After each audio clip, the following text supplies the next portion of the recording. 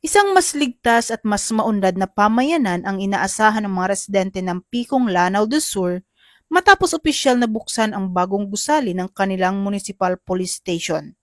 Ang bagong tayong Municipal Police Station Building na matatagpuan sa Barangay Tual, Picong ay idinisenyo upang direktang pakinabangan ng taong bayan sa pamamagitan ng mas mabilis na pagtugon sa mga krimen, emergency at anumang usapin sa seguridad. Pinangunahan ni Police Regional Office Bangsamoro Autonomous Region Regional Director Police Brigadier General Christopher M. Abisha ang blessing, turnover at inauguration ng nasabing pasilidad.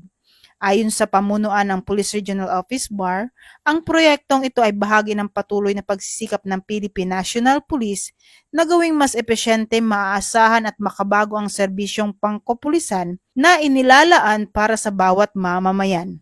Mula dito sa Campo Crame, ako ang inyong PNN correspondent, Patroluman Dara Palogni, alagad ng batas, tagataguyod ng balitang pulis.